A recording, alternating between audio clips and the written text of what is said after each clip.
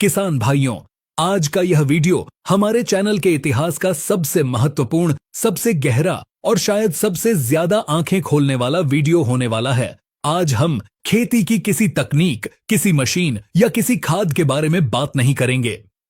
आज हम बात करेंगे उस बीज के बारे में जो खेती की शुरुआत है और शायद खेती का अंत भी। जरा एक पल के लिए सोचिए, आज से 50 या 100 साल पहले हमारे बुजुर्ग खेती कैसे करते थे। उनके पास कोई लैब नहीं थी, कोई वैज्ञानिक नहीं थे, फिर भी उनके कोठले अनाज से भरे रहते थे। वे अपने खेत की सबसे अच्छी बालियों को चुनते थे, उन्हें सहेज कर रखते थे और अगले साल उसी बीज से दोबारा सोना उगाते थे। बीज पर किसान का अधिकार था, बीज किसान की संपत्ति थी। लेकिन आज स्थिति बदल चुकी है। आज जब आप बाजार जाते हैं तो आपको रंग बिरंगे पैकेट मिलते हैं, उन पर अंग्रेजी में कुछ नाम लिखे होते हैं और दुकानदार आपको कहता है कि यह जादुई बीज है, इसे ले जाओ, यह तुम्हारी किस्मत बदल देगा। हम बात कर रहे हैं जीएम सीड्स यानी जेनेटिकली मॉडिफाइड बीजों के बारे में। आपने बीटी कॉटन का नाम सुना होगा, आपने जीएम सरसों की चर्चा सुनी होगी, लेकिन क्या आप जानते हैं कि इन बीजों के अंदर असल में क्या है? क्या आप जानते हैं कि विज्ञान ने प्रकृति के साथ क्या छेड़छाड़ की है? और सबसे बड़ा सवाल, क्या यह छेड़छाड़ हमारे और आपकी आने वाली पीढ़ियों के लिए सुरक्षित है, या फिर हम अनजाने में अपनी ही मिट्टी और अपनी ही सेहत के साथ एक बहुत बड़ा जुआ खेल रहे हैं? अगले कुछ मिनट में हम आपको एक ऐसे सफर पर ले जाएंगे जहां विज्ञान भी है, राजनीति भी है और व्यापार भी है। हम बीटी कॉटन के इतिहास को खंगालेंगे, हम जीएम सरसों के विवाद को समझेंगे और हम उस काले सच से भी पर्दा उठाएंगे जो बड़ी बड़ी विदेशी कंपनियां आपसे छिपाना चाहती हैं। तो चलिए खेती के सबसे बड़े रहस्य को सुलझाने की शुरुआत करते हैं। सबसे पहले बहुत ही सरल और देसी भाषा में यह समझना जरूरी है कि आखिर यह जीएम यानी जेनेटिकली मॉडिफाइड बला है क्या। किसान भाइयों, इस सृष्टि में हर जीव, चाहे वह पौधा हो, जानवर हो या इंसान हो, उसके शरीर के अंदर एक बहुत ही सूक्ष्म नक्शा होता है। इसे विज्ञान की भाषा में डीएनए कहते हैं। यह डीएनए ही तय करता है कि नीम का पेड़ कड़वा होगा और आम का पेड़ मीठा होगा। यह डीएनए तय करता है कि मछली पानी में सांस लेगी और इंसान हवा में। कुदरत ने हर जीव के बीच एक दीवार बना रखी है। एक प्रजाति दूसरी प्रजाति से मिलन नहीं कर सकती। एक टमाटर का पौधा कभी मछली के साथ संबंध नहीं बना सकता। लेकिन पिछले कुछ दशकों में वैज्ञानिकों ने कुदरत की इस दीवार को तोड़ दिया है। जीएम तकनीक का मतलब है प्रयोगशाला के अंदर जबरदस्ती एक जीव के गुण को निकालकर दूसरे जीव में डाल देना। इसे एक उदाहरण से समझिए। मान लीजिए वैज्ञानिकों ने देखा कि एक ठंडा देश है जहां बर्फ गिरती है, वहां एक मछली पाई जाती है जो बर्फ के पानी में भी जिंदा रहती है। वैज्ञानिकों ने उस मछली के शरीर से वह जीन निकाला जो उसे ठंड से बचाता है और उस जीन को एक टमाटर के बीज में डाल दिया। अब जो नया टमाटर पैदा हुआ वह बाहर से तो टमाटर जैसा दिखता है, लेकिन उसके अंदर मछली का गुण है। वह ठंड में खराब नहीं होता।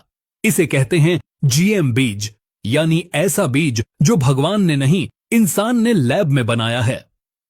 अब सवाल यह आता है कि आखिर इसकी जरूरत क्यों पड़ी? क्या हमारी पारंपरिक खेती में कोई कमी थी? इसके पीछे की कहानी शुरू होती है कीड़ों और बीमारियों से। किसान की सबसे बड़ी दुश्मन सुंडी और इल्ली रही है। सालों से किसान अपनी फसल को बचाने के लिए जहर छिड़कता आया है। इसी समस्या का हल निकालने के लिए वैज्ञानिकों ने बीटी तकनीक खोजी।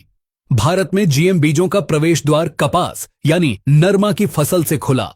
आपको याद होगा सन 2000 और 2002 का वह दौर। उस समय भारत के कपास किसानों की हालत बहुत खराब थी। अमेरिकन सुंडी, जिसे हम अमेरिकन बॉलवर्म कहते हैं, वह पूरी की पूरी फसल को बर्बाद कर देती थी। किसान बाजार से महंगा कीटनाशक लाता था, स्प्रे करता था, लेकिन सुंडी नहीं मरती थी। किसान कर्ज में डूब रहे थे, आत्महत्याएं बढ़ रही थीं। तभी एंट्री होती है एक विदेशी तकनीक की जिसका नाम था बीटी कॉटन। अब यह बीटी क्या है, इसे बहुत ध्यान से समझिए। बीटी एक बैक्टीरिया है जिसका पूरा नाम है बैसिलस thuringiensis। यह बैक्टीरिया मिट्टी में पाया जाता है। कुदरत ने इस बैक्टीरिया को एक खास ताकत दी है। यह अपने शरीर में एक विशेष प्रकार का प्रोटीन बनाता है जो कि एक जहर है, लेकिन यह जहर इंसान या जानवर के लिए नहीं बल्कि सिर्फ और सिर्फ सुंडी और इल्ली के लिए जानलेवा है। वैज्ञानिकों ने सोचा कि अगर हम इस बैक्टीरिया का यह जहर बनाने वाला जीन निकाल लें और उसे कपास के पौधे के अंदर डाल दें तो क्या होगा। उन्होंने ऐसा ही किया और नतीजा यह हुआ कि कपास का पौधा खुद जहर की फैक्ट्री बन गया। पहले हम ऊपर से जहर छिड़कते थे, अब जहर पौधे के हर पत्ते, हर फूल, हर टिंडे और हर रेशे में मौजूद था। जैसे ही खेत में सुंडी आती और कपास का एक छोटा सा पत्ता भी खाती तो वह जहर उसके पेट में चला जाता। सुंडी का पेट फट जाता और वह तड़प कर मर जाती। शुरुआत में यह किसी चमत्कार जैसा लगा। 2002 के बाद जब किसानों ने बीटी कॉटन लगाना शुरू किया तो पैदावार एकदम से बढ़ गई। दवाइयों का खर्चा लगभग खत्म हो गया। भारत देखते ही देखते दुनिया का सबसे बड़ा कपास उत्पादक देश बन गया। किसानों को लगा कि उन्हें अलादीन का चिराग मिल गया है। बीज कंपनियां मालामाल हो गईं और किसान भी खुश थे। लेकिन किसान भाइयों, हर सिक्के का दूसरा पहलू भी होता है और यही वह जगह है जहां कहानी में एक डरावना मोड़ आता है।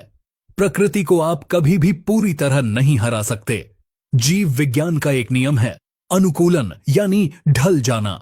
जब हम किसी कीड़े को मारने के लिए एक ही हथियार बार बार इस्तेमाल करते हैं तो वह कीड़ा उस हथियार के खिलाफ अपनी ढाल बना लेता है। बीटी कॉटन के साथ भी यही हुआ।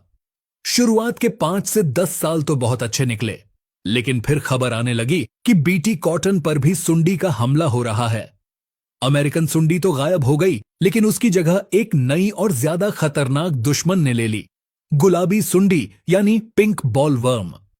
आज स्थिति यह है कि गुलाबी सुंडी बीटी के जहर को पचा जाती है। उसे उस जहर से कोई फर्क नहीं पड़ता। परिणाम क्या हुआ? आज किसान भाई बाजार से बीटी कॉटन का पैकेट खरीदते हैं जो सादा बीज से 5 गुना महंगा है। वह इसके लिए रॉयल्टी का पैसा देते हैं और फिर खेत में गुलाबी सुंडी को मारने के लिए उन्हें दोबारा महंगे कीटनाशक छिड़कने पड़ते हैं। यानी किसान की जेब पर दोहरी मार। महंगा बीज भी खरीदा और महंगी दवाई भी डाली। तो फिर इस जीएम तकनीक का असली फायदा किसे हुआ? उस किसान को जो आज भी कर्ज में है, या उस कंपनी को जिसने अपना पेटेंट करा रखा है और हर साल अरबों रुपए कमा रही है? यहां एक और बड़ी गलती हुई जिसके बारे में शायद बहुत कम किसान जानते हैं। जब बीटी कॉटन का पैकेट आता है तो आपने देखा होगा कि उसके साथ एक छोटा पैकेट और निकलता है जिसमें सादा बीज होता है। इसे रिफ्यूज सीड कहते हैं। वैज्ञानिकों ने कहा था कि आप अपने खेत के चारों तरफ इस सादे बीज को लगाएं ताकि कुछ सुंडियां जिंदा रहें और वे बीटी वाली सुंडियों के साथ मिलन करें, जिससे आने वाली नस्ल कमजोर रहे और वह सुपर कीड़ा न बने। लेकिन जानकारी के अभाव में या लालच में ज्यादातर किसानों ने वह सादा बीज लगाना बंद कर दिया।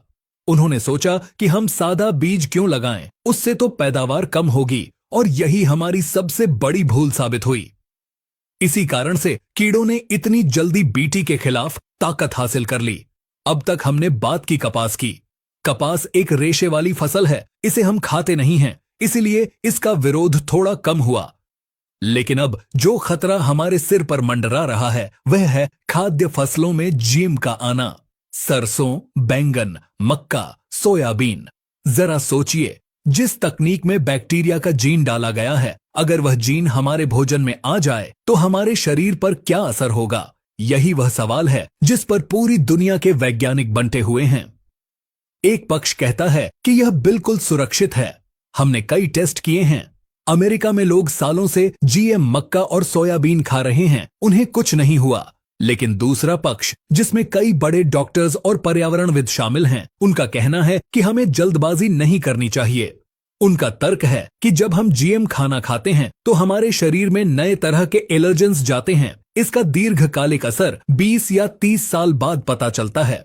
कहीं ऐसा तो नहीं कि आज जो कैंसर, लिवर की बीमारियां और बच्चों में अजीब तरह की एलर्जी बढ़ रही है, उसका कोई कनेक्शन हमारे बदलते हुए भोजन से हो? एचटी बीज एक मीठा जहर है। ग्लाइफोसेट घास ही नहीं, मिट्टी को भी मारता है। एक और बहुत बड़ा खतरा है जिसे हर्बिसाइड टॉलरेंस या एचटी बीज कहते हैं। यह शब्द थोड़ा कठिन लग सकता है, लेकिन इसे समझना हर किसान के लिए जिंदगी और मौत का सवाल है। आजकल बाजार में चोरी छिपे बिना बिल के कुछ ऐसे बीज बिक रहे हैं, खासकर कपास और सोयाबीन के, जिन्हें दुकानदार घास न जलने वाला बीज कहकर बेचते हैं। वे कहते हैं कि इस बीज को लगाओ और ऊपर से ग्लाइफोसेट या राउंड अप जैसी खतरनाक दवाई छिड़क दो। पूरा खेत जल जाएगा, सारी घास मर जाएगी, लेकिन आपकी फसल हरी भरी खड़ी रहेगी। सुनने में यह बहुत सुविधाजनक लगता है। किसान को निदाई गुड़ाई नहीं करनी पड़ती, मजदूर का खर्चा बच जाता है। लेकिन किसान भाइयों, यह एक मीठा जहर है। जिस ग्लाइफोसेट दवाई को आप अपने खेत में छिड़क रहे हैं, वह दुनिया की सबसे खतरनाक दवाइयों में से एक है। विश्व स्वास्थ्य संगठन की कैंसर रिसर्च एजेंसी ने इसे इंसानों के लिए कैंसर कारक की श्रेणी में रखा है। कई देशों में यह दवाई पूरी तरह बैन है। जब आप यह दवाई खेत में डालते हैं तो यह सिर्फ घास को नहीं मारती, यह आपकी मिट्टी के अंदर मौजूद उन करोड़ों मित्र कीटों, केंचुओं और सूक्ष्म जीवाणुओं को भी मार देती है जो मिट्टी को उपजाऊ बनाते हैं। धीरे धीरे आपका खेत बंजर होने लगता है, मिट्टी पत्थर जैसी सख्त हो जाती है। और तो और यह जहर फसल के माध्यम से अनाज में आता है और अनाज से हमारे और आपके बच्चों की थाली में। पंजाब और महाराष्ट्र के कई इलाकों में जहां इसका अंधाधुंध इस्तेमाल हुआ है, वहां कैंसर के मरीज घर घर में मिल रहे हैं। क्या हम अपनी सुविधा के लिए अपनी जान दांव पर लगा सकते हैं? अब बात करते हैं भारत के कानून की। हमारे देश में कानूनन रूप से आज की तारीख में केवल बीटी कॉटन की खेती की अनुमति है। भारत में सिर्फ बीटी कपास वैध है, बाकी जीएम गैर कानूनी है। जादुई बीज मिलते हैं, दुकानदार कहता है कि किस्मत बदल जाएगी, लेकिन सच्चाई कुछ और है। इसके अलावा बीटी बैंगन, जीएम सरसों या जीएम सोयाबीन को खेत में उगाने की सरकारी मंजूरी नहीं है। जीएम सरसों, जिसका नाम DMH11 है, उस पर सरकार और सुप्रीम कोर्ट के बीच रस्साकशी चल रही है। सरकार चाहती है कि इसे मंजूरी मिले ताकि हम खाद्य तेल में आत्मनिर्भर बने और विदेश से तेल न मंगाना पड़े। लेकिन विरोधी कहते हैं कि सरसों हमारे लिए सिर्फ तेल नहीं है, हम सरसों का साग खाते हैं, हम सरसों का इस्तेमाल दवा के रूप में करते हैं, हमारे पशु सरसों की खल खाते हैं। अगर इसमें कोई गड़बड़ हुई तो इसे वापस लेना नामुमकिन होगा। एक और बहुत बड़ा डर है बीज पर एकाधिकार का। पुराने जमाने में बीज स्वराज होता था, बीज किसान का था, लेकिन जीएम बीज बनाने वाली कंपनियां इन बीजों पर पेटेंट कराती हैं। पेटेंट का मतलब है कि इस बीज का मालिक वह कंपनी है। आप इस बीज को बनाकर बेच नहीं सकते। आपको हर साल, हर सीजन में उसी कंपनी की दुकान पर जाना होगा। वह कंपनी जो दाम मांगेगी आपको देना होगा। अगर कल तो वह कंपनी बीज देना बंद कर दे या दाम 10 गुना कर दे तो हम क्या करेंगे? क्या हम अपनी भोजन सुरक्षा के लिए किसी विदेशी कंपनी के गुलाम बन सकते हैं? यह डर बेवजह नहीं है। दुनिया के कई देशों में ऐसा हो चुका है। जब देसी बीज खत्म हो जाते हैं तो किसान के पास कोई विकल्प नहीं बचता। और जीएम बीजों के साथ एक समस्या यह भी है कि ये संक्रामक होते हैं। अगर आपके पड़ोसी ने जीएम सरसों लगाई है और आपने देसी सरसों लगाई है, तो हवा और मधुमक्खियों के जरिए जीएम सरसों का पराग आपके खेत में आ जाएगा और आपकी देसी सरसों भी दूषित हो जाएगी। आप चाहकर भी अपनी फसल को जीएम मुक्त नहीं रख पाएंगे। धीरे धीरे हमारी हजारों साल पुरानी देसी किस्में, जो हमारे वातावरण के अनुकूल थीं, जो कम पानी में भी हो जाती थीं, वे हमेशा के लिए विलुप्त हो जाएंगी। तो अब सवाल आता है कि इस पूरे चक्रव्यूह में एक आम किसान क्या करे? क्या हम विज्ञान का विरोध करें? क्या हम पुरानी खेती पर वापस चले जाएं? नहीं, हमें पीछे नहीं जाना है, लेकिन हमें आंखें बंद करके आगे भी नहीं भागना है। टेक्निकल एग्रीकल्चर आपको 3 बहुत ही महत्वपूर्ण सलाह देना चाहता है। सबसे पहली सलाह चुनाव, मिट्टी जिंदा रखें, रसायन कम करें, जैविक बढ़ाएं। अपनी मिट्टी को जिंदा रखें। जीएम हो या हाइब्रिड, कोई भी बीज तभी पैदावार देगा जब आपकी मिट्टी में जान होगी। रसायनों और खरपतवार नाशक दवाओं का प्रयोग कम से कम करें। अपने खेत में गोबर की खाद, हरी खाद और जीवामृत का प्रयोग बढ़ाए। अगर मिट्टी में कार्बन होगा तो पौधे में रोगों से लड़ने की ताकत अपने आप आएगी।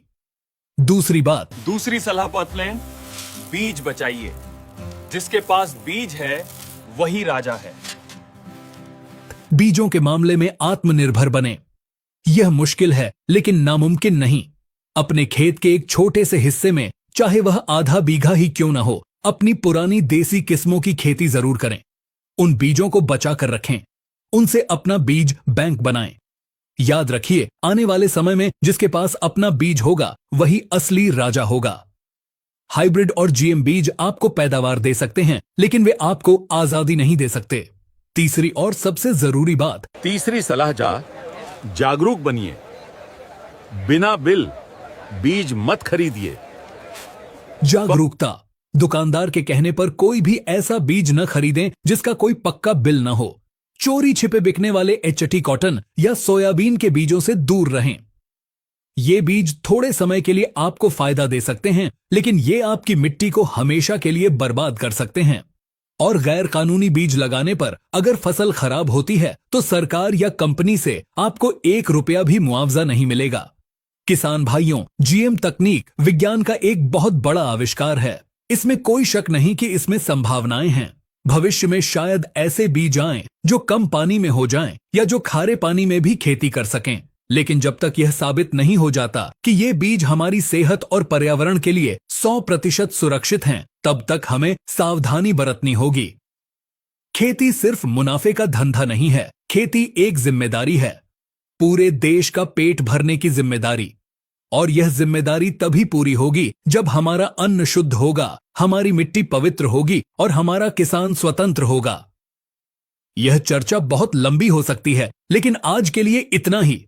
हमने कोशिश की है कि आपको जीएम बीजों के हर पहलू, चाहे वह अच्छा हो या बुरा, उससे रूबरू कराएं। यह फैसला अब आपके हाथ में है। आप अपने खेत के वैज्ञानिक खुद हैं। अपनी बुद्धि और विवेक से काम लें। किसी की देखा देखी ना करें। अगर आपको यह जानकारी, यह गहराई और यह सच पसंद आया हो तो इस वीडियो को अपने तक सीमित न रखें। इसे अपने हर उस किसान भाई तक पहुंचाएं जो खेती करता है। व्हाट्सएप ग्रुप्स में शेयर करें, फेसबुक पर शेयर करें, क्योंकि एक जागरूक किसान ही एक समृद्ध भारत की नींव रख सकता है। किसान भाइयों, आपके लिए एक सही, सटीक और वैज्ञानिक वीडियो लाने के लिए हमारी पूरी टीम दिन रात मेहनत करती है। हम कई दिनों तक रिसर्च करते हैं ताकि आप तक सिर्फ वही जानकारी पहुंचे जो सच हो और आपके काम की हो। तो अगर आपको हमारी यह मेहनत और यह जानकारी थोड़ी सी भी पसंद आई हो तो इस वीडियो को एक लाइक जरूर करें। आपका एक लाइक हमें और बेहतर काम करने का बहुत बड़ा हौसला देता है। अगर आप हमारे चैनल पर पहली बार आए हैं तो सब्सक्राइब वाला बटन दबाकर टेक्निकल एग्रीकल्चर परिवार का हिस्सा जरूर बने। आपके मन में खेती को लेकर कोई भी सवाल है या आप किसी और टॉपिक पर वीडियो देखना चाहते हैं तो नीचे कमेंट करके हमें जरूर बताएं।